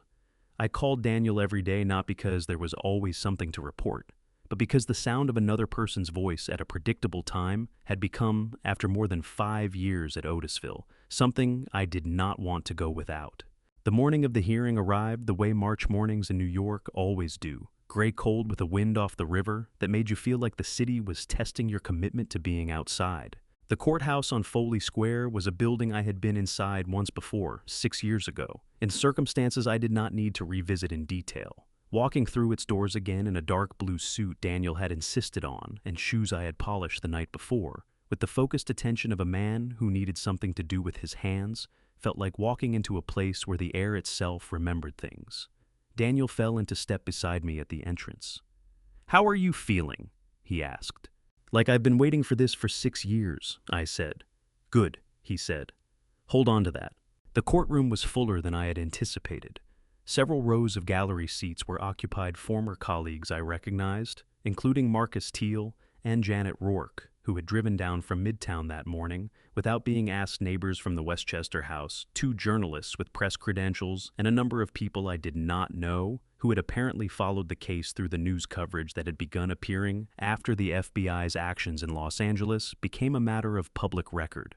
The room had the particular charged quality of a space where people understood that something consequential was about to happen. Then 3 minutes before the scheduled start time, the doors at the back of the courtroom opened and Craig Salter walked in. He did not walk to the defense table. He walked directly to the bench and requested a brief sidebar with the clerk, speaking in a low voice with his back to the gallery. The clerk disappeared through a door. Salter stood at the front of the room with his briefcase in his hand and his jaw set and his eyes fixed on a point approximately 18 inches above everyone's head. Daniel leaned toward me. "Something is happening," he said quietly. 2 minutes later, Judge Patricia Howe entered from her chambers. She was 60 years old, with silver hair pulled back severely, and the bearing of someone who had spent decades in rooms where people tried to tell her things that were not true and had developed a comprehensive immunity to it. She sat. The courtroom rose and sat, and she immediately looked at Salter. "Counselor," she said, "I understand you have something to address before we begin." Salter cleared his throat. "Your Honor, I am withdrawing as counsel for the respondent effective immediately. I have filed the necessary documentation with the clerk's office." A ripple moved through the gallery. Judge Howe did not ripple. She looked at Salter for a long moment with an expression that suggested she was not entirely surprised and was not going to waste the court's time asking obvious questions. "The basis for your withdrawal," she said. "A conflict of interest has come to my attention that prevents my continued representation," Salter said. His voice was careful and entirely drained of the confidence I remembered from the TRO filing 3 months earlier. The FBI had informed him, Daniel had told me the previous week, that the retainer payments Ethan had made to his firm were under investigation as potential proceeds of wire fraud. Salter was protecting himself, which was the logical thing to do, and did not make him any less of a coward for doing it. Judge Howe turned to Ethan, who was sitting at the defense table with his hands flat in front of him and his face arranged into an expression of careful composure that I recognized in the way you recognize something you made as a performance. He was 34 years old, and he looked it not young exactly, but not yet marked by the things that were coming for him. "Mr. Reed," the judge said, "the court will appoint counsel. We will recess for 30 minutes. Ethan nodded. He did not look at me. But during the recess, while Daniel reviewed his notes and Thomas sat with his hands folded and Claire adjusted the folder in front of her, for the 3rd time I looked at my son across the room. He was speaking in a low voice with the court-appointed attorney, who had arrived looking harried and underprepared, flipping through documents he had clearly never seen before. At one point, as if he sensed the weight of my attention, Ethan looked up. Our eyes met across the courtroom. He held my gaze for exactly 3 seconds. I counted them. Then he looked back down at the documents in front of him, and his jaw tightened in a way I recognized from 34 years of knowing that face, and I understood that whatever he was feeling in that moment, he was feeling it alone. Judge Howe returned. The courtroom rose. "We'll proceed," she said. Daniel stood up, buttoned his jacket, and walked to the podium. "Before I play you the second recording, the one that revealed something even Alexander never saw coming, something that reached back further than anyone in that courtroom, was prepared for type truth in the comments, and let me know you are still here. This is the moment everything finally comes into the light. A reminder, some elements of this story are fictional, woven in for depth and meaningful reflection. If that is not the kind of content you are looking for, you are welcome to step away right here, and I genuinely hope you find something that serves you better." Thomas Whitfield took the witness stand at 9:17 in the morning and did not leave it until 11:42, 2 hours and 25 minutes. I know, because I watched the clock on the courtroom wall the entire time, the same way I had watched the clock in the processing room at Otisville on the morning I was released, counting minutes, the way you counted things that mattered. Thomas presented his financial analysis the way he did everything without affect, without theater, without a single unnecessary word. He walked the court through 14 asset sales, 3 Delaware LLC structures, 1 Cayman Islands trust, and $4.3 million in wire transfers using a projected display that showed each transaction as a line on a chart that accumulated sale by sale into something that was impossible to misread. The court-appointed attorney who was representing Ethan made 4 objections. Judge Howe sustained none of them. When Thomas stepped down, he walked past the defense table without looking at it and returned to his seat beside me. He straightened his jacket, picked up his pen, and looked at the front of the room as though he had simply completed a task that needed completing. I put my hand briefly on his arm. He nodded once. Daniel stood. "Your Honor, the petitioner would like to introduce Exhibit 12. The courtroom shifted in its seats. Not dramatically, nobody stood up or gasped, but there was a collective adjustment, a leaning in, the physical expression of a room that understood something significant was about to happen. Before the court hears this exhibit, Daniel said, "I want to note for the record that it was obtained pursuant to a federal surveillance warrant issued to the FBI Los Angeles field office 14 months prior to Mr. Reed's release. It is admissible under Title 18 of the United States Code and has been certified by Special Agent Diana Reyes of the FBI." Judge Howe nodded. "Proceed." Daniel pressed play on the audio device set up at the evidence table. The static came first, then breathing. Then my son's voice filling the federal courtroom the way it had filled the conference room in Midtown 3 months earlier, except that this time there were 60 people in the room to hear it, and a court reporter whose fingers never stopped moving, and a judge who removed her glasses 30 seconds in and set them on the bench in front of her, and did not pick them up again. I watched the room while the recording played. Janet, the forensic accountant, had her eyes closed, not sleeping. Her jaw was tight, her hands folded hard in her lap. 2 of the journalists in the gallery were writing furiously. An older man 3 rows back, a former colleague of mine from the early Reed Capital years, pressed his lips together and looked at the ceiling. The court reporter's fingers moved without pause. At the defense table, Ethan sat with his hands flat on the surface in front of him and his eyes fixed on a point directly ahead. His court-appointed attorney had stopped taking notes. He was simply listening with the expression of a man receiving information that was rearranging his understanding of the case he had been handed 48 hours ago. Then Victoria's voice. "He'll forgive Ethan eventually. He always does. That's his weakness." The older man 3 rows back put his hand over his mouth. When the recording ended, the room did not immediately fill with sound. It filled instead with the particular quality of silence that follows something that cannot be unsaid. Not peaceful silence, but the silence of 60 people simultaneously processing the same information and arriving at the same conclusion. Judge Howe looked at the court-appointed attorney. "Counselor," the attorney stood. He was doing his best. "Your Honor, the defense would note that recordings of this nature can lack full context." "I am aware of that argument," Judge Howe said. Her voice was not unkind. It was simply final. "Is that your objection?" "Yes, Your Honor." "Noted. Overruled." She looked at Daniel. "Continue." Claire Owens took the stand. She had dressed carefully for this. A dark blazer, her hair pulled back, the deliberate composure of someone who had spent weeks preparing for a room exactly like this one. She stated her name, her former position, her dates of employment. She described the documents she had been asked to prepare. She described the 3 incidents of refusal and what had followed each one. She described the conversation with Ethan in his office, his calm, his precision, the way the threat had been delivered in language that left no fingerprints. The court-appointed attorney cross-examined her for 20 minutes. He questioned her motives, her timeline, the chain of custody of the USB drive. Claire looked at him steadily throughout. When he finished, she said without being asked another question, "I kept those files because I was afraid. I am not afraid anymore." Judge Howe made a note. Then Daniel stood again. "Your Honor," he said, "the petitioner has one additional exhibit, Exhibit 14. The room stirred. Even Judge Howe looked up from her notes with an expression that was, for her, the equivalent of surprise. "This exhibit," Daniel said, "is an audio recording made by Patricia Holden, formerly executive assistant to Alexander Reed at Reed Capital Advisory, pursuant to a cooperation agreement with the United States Attorney's Office for the Southern District of New York. Ms. Holden entered into this agreement 4 months ago. The recording was made in the months immediately preceding Mr. Reed's retirement, a period during which Ms. Holden had become aware that certain financial decisions being discussed could expose the company to serious risk. She made the recording privately as what she later described to investigators as an insurance policy for herself.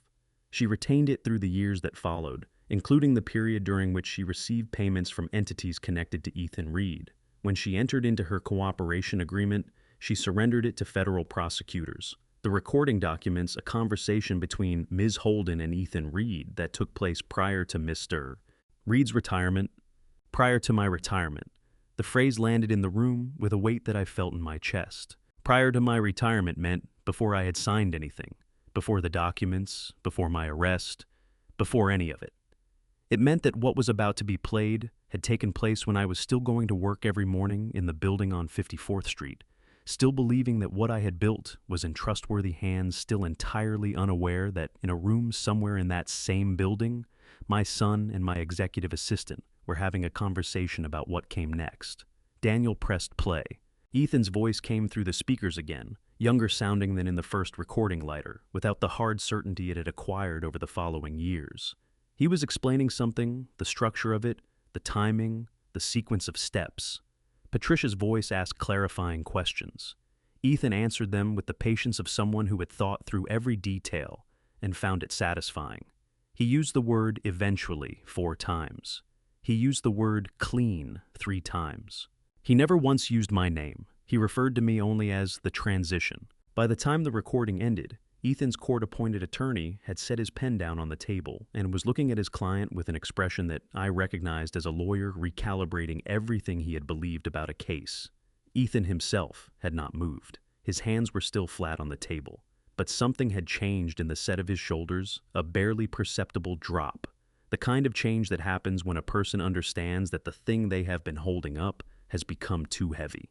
Judge Howe removed her glasses. She had put them back on for the second recording and set them on the bench. She looked at the exhibits in front of her. She looked at the room. "We'll recess until tomorrow morning," she said. 9 o'clock. Her gavel came down once. I sat in my chair and looked at the American flag in the corner of the room, and breathed slowly, and thought about nothing at all, which was the only way I knew how to manage a moment too large to fully hold. At the defense table, Ethan stood, gathered his papers, and walked toward the door. At the threshold, he stopped. He turned and looked at me across the empty space of the courtroom. I did not look away.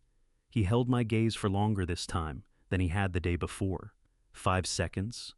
6. Then he walked through the door, and it swung closed behind him, and the room was just a room again. The hotel was 4 blocks from the courthouse, which was close enough that I could have walked to the hearing in the morning without hailing a cab, and far enough that I could not hear the city the same way I heard it from the West Village apartment. It was quieter here, the kind of quiet that collects in the spaces between large buildings and has nowhere to go.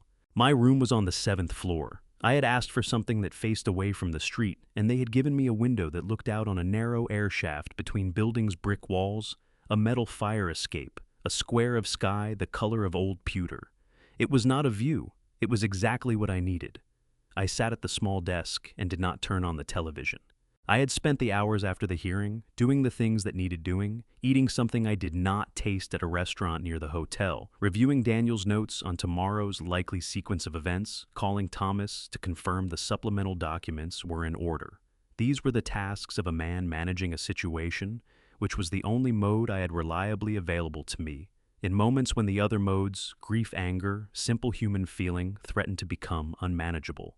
But by 10 o'clock, the tasks were done. I opened the desk drawer and found what I was looking for. A legal pad, 3 pens, a hotel envelope. I took the legal pad out and set it on the desk in front of me and looked at the blank top page for a long time. Then I started writing. Not to Ethan, not to Victoria, not to the court or to Daniel or to anyone who might eventually read what I was writing.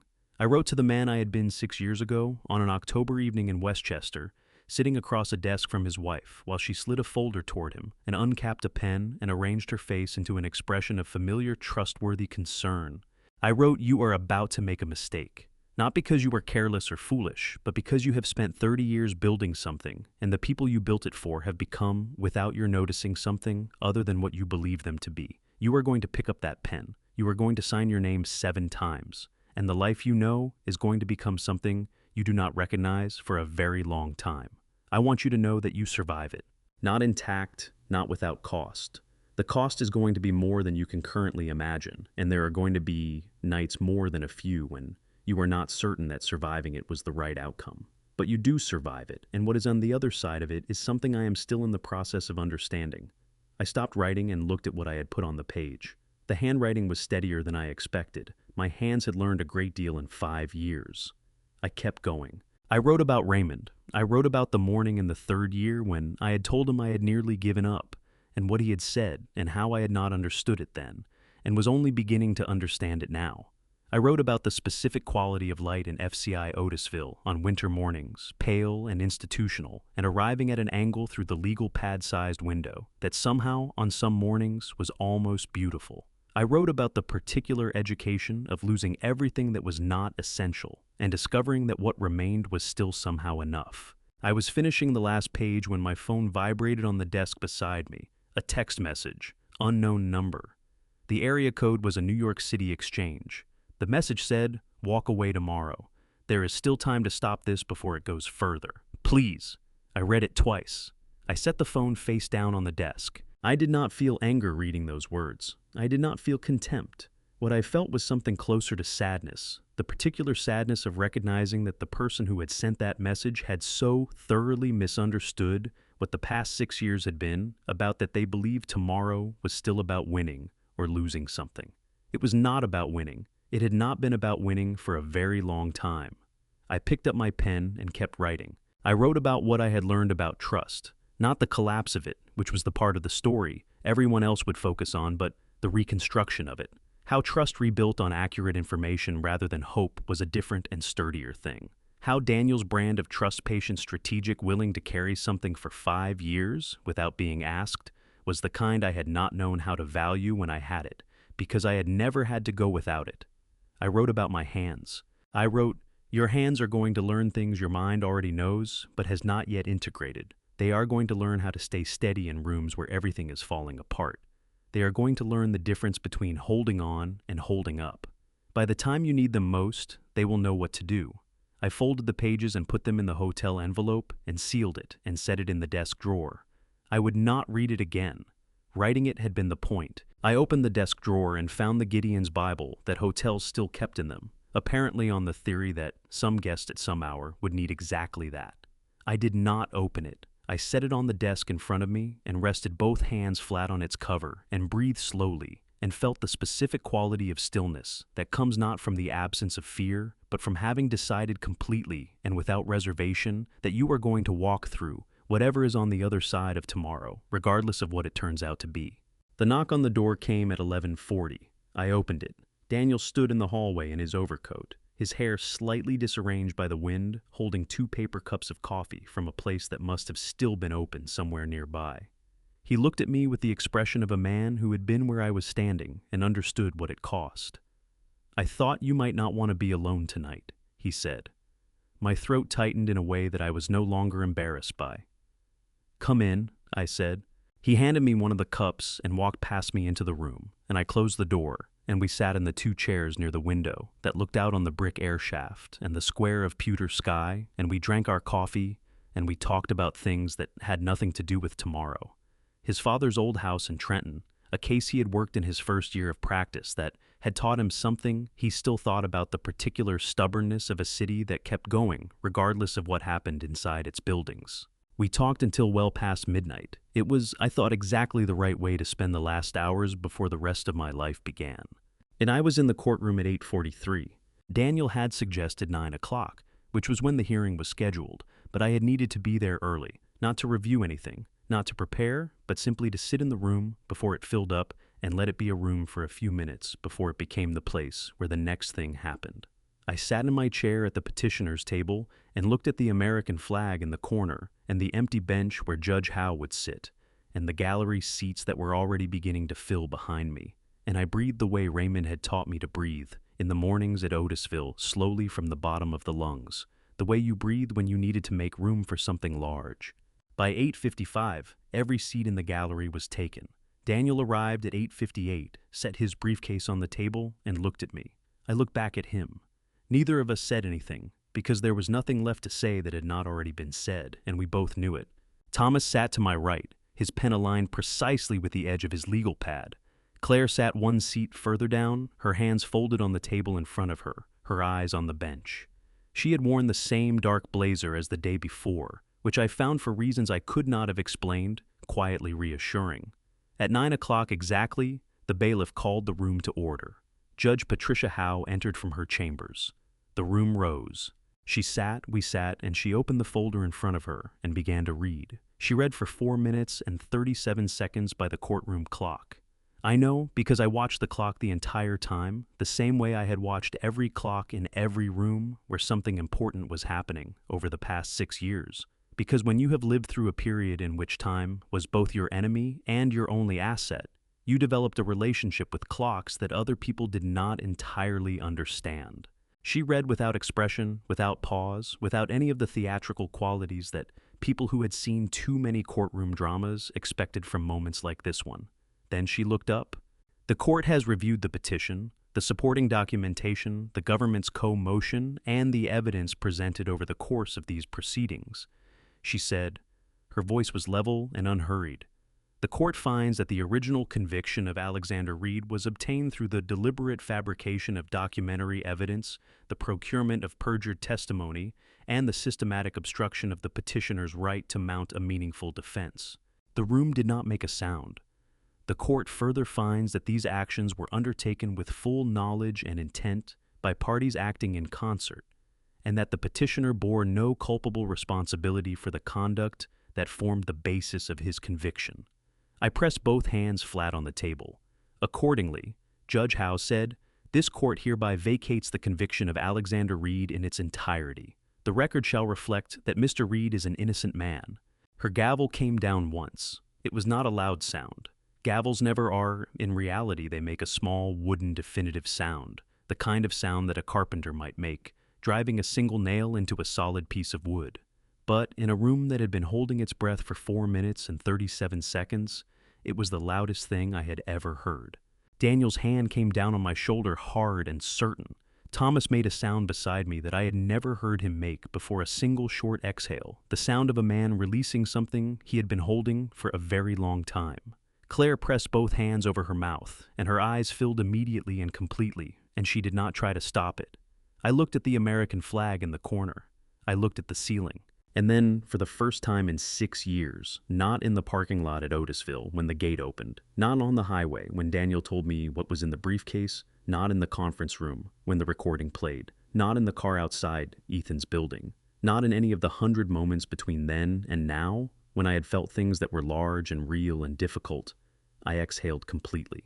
Not a sharp breath, not a gasp. Just a long, slow, full release of air, the kind that happens when something your body has been braced against for a very long time is no longer there. My eyes were burning. I did not stop them this time. Outside the courthouse on the broad steps of Foley Square, a journalist asked me if I had anything to say. I thought about it for a moment. "I hope he finds whatever he was looking for," I said.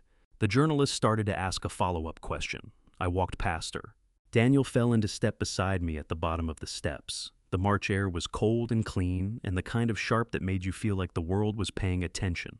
We walked toward the sidewalk, and I was looking at nothing in particular, at the city, at the traffic on Center Street, at the ordinary mid-morning life of a place that did not know or care that anything unusual had just happened inside one of its buildings, when I became aware of someone standing to my right. An older man, 70 perhaps, with a white mustache and the careful posture of someone who had spent decades presenting himself well. He was wearing a dark coat and holding his hat in both hands, and he was looking at me with an expression I had not seen directed at me in a very long time. I recognized him after a moment. His name was George Paulson. He had been my first significant business partner 26 years ago, when Reed Capital was still young enough that a single large client could make or break the year. His company had been in trouble, and I had taken the engagement when several larger firms had declined, and we had spent 4 months working through it together, and when it was over, his company was still standing. I had not seen him since my arrest. He stepped forward and extended his hand. "Alexander," he said. His voice was thick in the way old men's voices got when they were managing something. "I never stopped believing you. I shook his hand. My grip was steadier than I had any right to expect it to be. "Thank you for being here, George," I said. He nodded, pressed my hand once more, and stepped back. He put his hat on and walked away through the crowd, and I watched him go and felt something shift in my chest that was not grief and was not joy, but was something in the territory between them, the particular feeling of understanding that you had not been forgotten by everyone. Daniel touched my arm. "Alexander." I turned. He was holding his phone, and his expression had the careful quality it got. When he was delivering information, he was not certain how I would receive. "Victoria's attorney called while we were inside," he said. "She wants to meet." I looked at him for a moment. Then I looked back at Foley Square, at the courthouse steps, at the pigeons moving across the wet pavement, at the ordinary Thursday afternoon, assembling itself around us as though nothing had happened. "Give me a week," I said. I drove alone. Daniel had offered to come. I had told him no, and he had accepted that the way he accepted most things. I decided without argument, without the particular kind of concern that made itself known through repeated questioning. He simply said, "Call me when you're done," and that was the end of it. The drive from Manhattan to Westport took just under 2 hours on a Tuesday morning in late March, through the kind of early spring landscape that could not yet decide what it wanted to be. Patches of brown grass giving way to the first tentative green bare trees, with the faint reddish haze of buds, not yet open sky, the color of milk. I drove without the radio. I had been doing that more and more since Otisville. The silence in a moving car was one of the few kinds of quiet I had learned to find useful rather than oppressive. I thought about what I wanted to say. By the time I crossed into Connecticut, I had concluded that I did not want to say anything in particular. I wanted to listen. I wanted to hear whatever Victoria had decided she needed to tell me, and then I wanted to understand it as accurately as I could. And then I wanted to drive back to New York and continue the process of building whatever came next. That was all. That had been all for some time now. The coffee shop was on a side street 2 blocks from Westport's small downtown, the kind of place that existed in wealthy Connecticut towns, all reclaimed wood and local honey, and handwritten menus on a chalkboard above the counter. Victoria's attorney had chosen it, which told me something about his client's current circumstances. She was not staying at a hotel. She was living here. I arrived 4 minutes early. I ordered coffee and sat at a table near the window and watched the street outside, where a woman was walking a dog and a man in a down vest was unlocking a bicycle, and the ordinary mid-morning life of a quiet town was proceeding without any awareness that anything unusual was about to happen inside this particular establishment. Victoria came through the door at exactly the agreed time. She was 58 years old, and she looked it in a way she had not when I last saw her 6 years ago. Not aged exactly, more like reduced, like something that had been under sustained pressure had compressed slightly. Her hair was lighter than I remembered, not dyed, now silver at the temples and through the crown. She wore a dark coat I did not recognize and carried a bag I did not recognize, and she moved through the room with the careful economy of someone who had learned not to take up too much space. She saw me and stopped for a moment. Then she walked to the table and sat down across from me. Her attorney sat at a table near the back, far enough to give the appearance of privacy without actually providing it. I noted him without acknowledging him. Victoria looked at me for a moment without speaking. Her eyes were the same eyes I had looked at across 30 years of breakfasts and arguments and ordinary evenings, and the kind of accumulated small moments that make up a life. They were also the eyes I had watched look at me across a courtroom and say things that were not true. "Thank you for coming," she said. "You asked," I said. "Here I am." A server appeared. Victoria ordered tea. When the server left, she wrapped both hands around the empty space in front of her, as though the cup were already there. A gesture so familiar that it hit me somewhere unexpected, the specific body language of a woman I had known for 30 years, unchanged by everything that had changed. She began to speak. She spoke for a long time. She explained how it had started Ethan coming to her in the early months after he had taken over. Reed Capital, frightened in a way she had never seen him. Frightened before, showing her numbers she did not fully understand, but understood enough to know were bad. She explained the progression of it, how the first thing she had agreed to do had led to a second thing, and the second to a third, and how at some point she had crossed a line she had not clearly seen until she was already on the other side of it. She explained what she had told herself, that it was temporary, that Ethan would find a way to make it right, that Alexander would understand eventually, because Alexander had always understood eventually. She said, "I told myself you were strong enough to survive it. I looked at her across the table. "That is a remarkable thing to tell yourself," I said. She flinched. It was small, a slight tightening around the eyes, but it was real, and I did not look away from it. "I know," she said. "You told yourself I was strong enough to survive it," I said, keeping my voice level, "and that made it acceptable to put me in a position where I had to." "Yes." Her voice dropped until I could barely hear it above the ambient noise of the coffee shop. "That's what I did?" She looked down at her hands. "I told myself a great deal of things," she said. "For a long time, I was very good at it." "What changed?" She was quiet for a moment.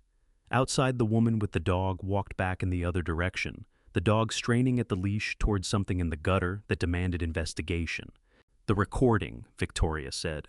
"When Daniel played it in the courtroom, hearing my own voice say those words in that room in front of those people." She pressed her lips together. "I had told myself for 6 years that what I had done was complicated, that the situation was complicated, that reasonable people might have made the same choices." She looked up at me. "And then I heard myself saying, your name was interchangeable with a liability to be managed, and I understood that there was nothing complicated about it. There never had been." I held her gaze. "Did you think about what you were doing to me?" I asked. "During those 6 years, in any of those moments?" She did not answer immediately. She looked at me with an expression I had not seen on her face before. Not the practiced calm of the woman in the courtroom, not the careful composure she had worn walking in. Something underneath that, older and more honest. "Yes," she said. "Every day." The words landed in the space between us and stayed there. I had not known what I was expecting her to say. I had prepared myself for deflection, for more explanation, for the particular form of apology that is really a request to be forgiven rather than an acknowledgement of damage. I had not prepared myself for the simple truth plainly delivered. I set my coffee cup down. I looked at this woman I had shared a life with for 30 years, who had known where I kept my reading glasses and how I took my coffee and what I was afraid of and what I loved, and who had used all of that knowledge to help dismantle the life we had built together. And I tried to find somewhere in what I felt the shape of what was supposed to happen next. I did not find forgiveness. I had not expected to. Forgiveness, I had come to understand, was something that happened on its own timeline if it happened at all, and could not be manufactured for the convenience of a Tuesday morning in Connecticut. What I found instead was something quieter. I found that I was finished. Not finished in the sense of resolved or healed or any of the other words that implied a clean conclusion. Finished in the sense that I had come here and sat across from her and asked the question I needed to ask, and she had answered it honestly, and there was nothing further that this particular conversation could give me that would be worth the cost of staying in it. I stood up. "Thank you for being honest," I said. She looked up at me. Her eyes were wet, though she had not cried, the particular state of someone holding something back with considerable effort. "Alexander," she started.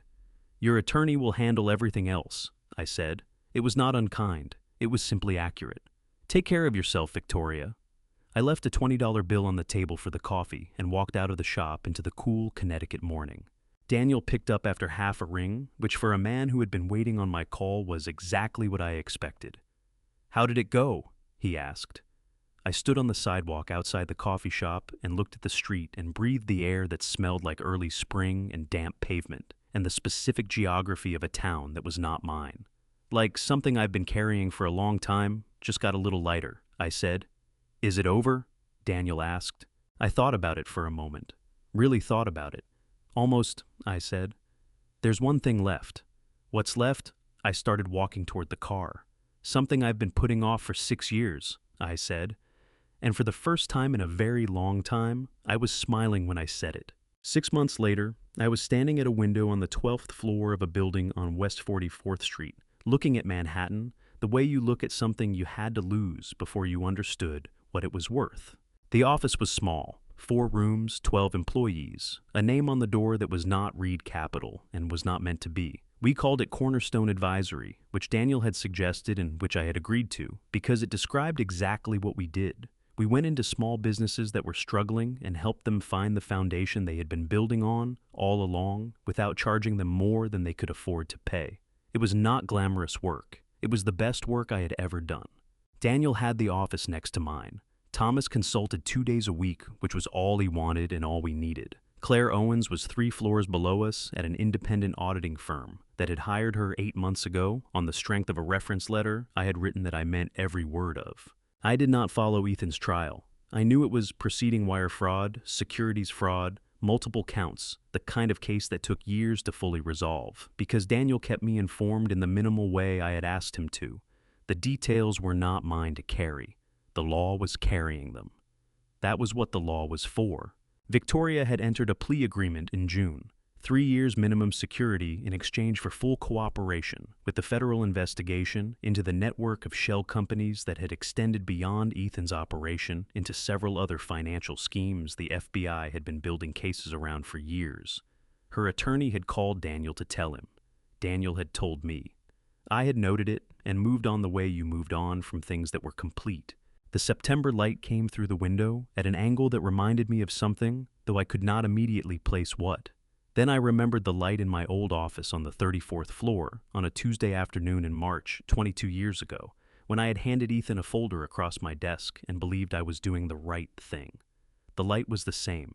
Everything else was different. On the desk behind me was a small stack of mail I had not yet opened. I had developed in the months since the hearing a habit of letting mail accumulate for a day or two before addressing it, not from negligence but from the particular pleasure of sitting down with a cup of coffee and working through it methodically, which was a pleasure I had not had access to for a long time and did not intend to take for granted. I turned from the window and sat at my desk. Most of the envelopes were routine. 2 were from clients. 1 was from a financial publication that wanted to profile the firm, which I set aside to discuss with Daniel. And then, near the bottom of the stack, was an envelope with no return address and a postmark from a town in upstate New York I did not immediately recognize. The handwriting on the front was large and slightly uneven, the handwriting of a man who did not write letters often, but was making a careful effort. My name, my address, nothing else. I opened it. Inside was a single sheet of notebook paper, the cheap kind with the blue lines and the red margin, the kind that came in pads you bought at a drugstore for 99 cents. The message was short. It said, Alexander. Got out 3 months ago. Took me a while to track down your address. Heard what happened. Read some of it in the papers. Wanted you to know, I told you men like you don't belong there. Glad you finally proved me right. Hope the next chapter is better than the last one. It usually is if you let it be. Raymond, I read it twice. Then I set it down on the desk in front of me and looked at it for a moment, at the careful handwriting, at the 99-cent paper, at the 7 sentences from a man I had sat next to every morning for 4 years, in a room with fluorescent lights and institutional coffee, and no good reason to keep going except the stubbornness that sometimes passed for hope. Something opened in my chest, not dramatically, not with the force of all the things that had opened and closed and been pried apart in the preceding months. Just quietly, the way a window opened in a room that had been closed too long, letting in air that was simply uncommonly clean. I laughed. It was not a large laugh or a long one. It was the laugh of a man sitting alone at a desk on a September afternoon, reading a letter from a friend he had made in the most unlikely of places, understanding that the world was occasionally stubbornly specifically kind. I picked up the letter and folded it carefully and put it in the inside pocket of my jacket next to where my heart was, which was where it belonged. Then I turned back to the window. Below me, Manhattan moved the way it always moved, without pause, without apology, without the slightest interest in the private histories of the people moving through it. Taxis and delivery trucks and pedestrians and the 1,000 small transactions of an ordinary city afternoon, assembling themselves into the texture of a day that would be forgotten by tomorrow and was perfect for exactly that reason. I had lost 5 years.